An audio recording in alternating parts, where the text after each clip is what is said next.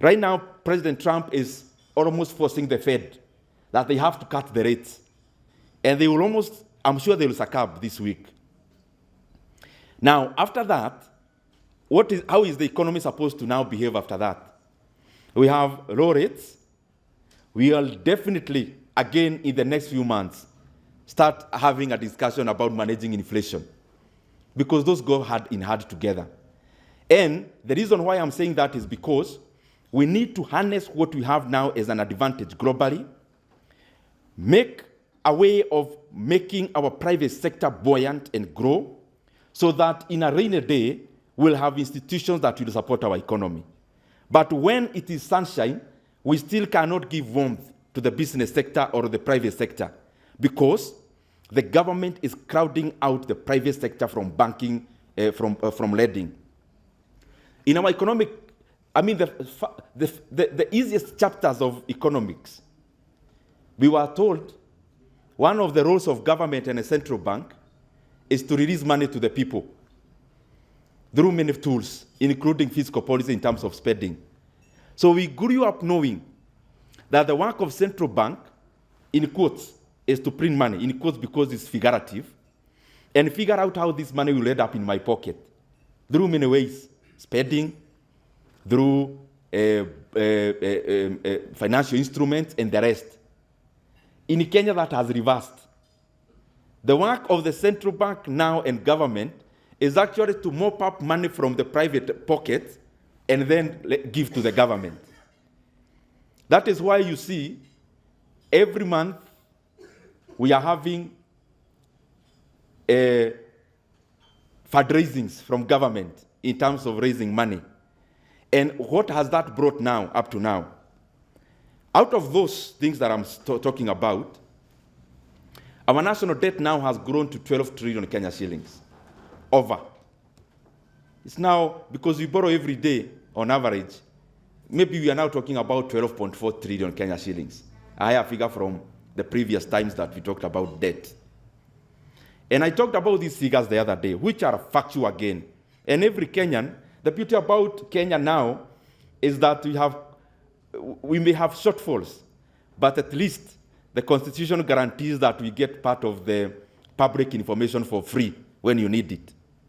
So the current debt is over 12 trillion shillings. So in a year, we are borrowing 1.25 trillion Kenya shillings. And by the way, last year, government went against the law and overborrowed more than it had been budgeted. Because we had budgeted as a country to borrow around 1 trillion Kenya shillings. The government, by the close of the last financial year, actually borrowed more and borrowed 1.25 trillion Kenya shillings. What that means is that we are borrowing around 100 billion every single month. And every single day, including today, Monday. By tomorrow morning, the country will have borrowed 3.5 billion every single day. And therefore, every hour we are talking about around 140 million shillings every hour. So we've been here for 2 hours. So we borrowed that much.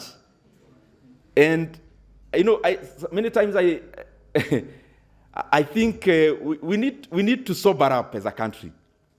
Because if you don't sober up, the economy will force us to sober up.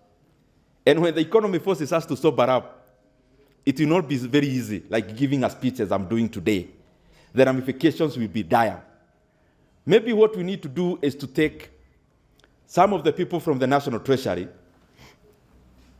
for a benchmarking trip to Ghana, and they interact with real people, not the economy. Many times you talk about jargons, GDP and the rest. You now go and interact with a pensioner in Ghana. Interact with a person who had bought government instruments in Ghana, who, after they borrowed too much, they had to call borrowers in a round table and tell them, guys, listen, I know I owe you 1 million shillings, but from today I am the sovereign. I owe you only 700. That's what he called a haircut. Okay, take government to court. You are given even something, you could short a government. Okay, where will you start? getting a GK vehicle on the road, or where. You see, some of these things, they seem like superlatives, but they are real. The government tells you, you're a pensioner, I owe you this much. But from today, you are taking a haircut of 30%. Haircut means I'm cutting. Not postponing, cutting. Forget everything else, me, I owe you this. That is where Ghana ended. And when you hear us talking about debt, it is because if we reach there, it is catastrophic. And it will affect everyone. And it will affect all the facets of our economy.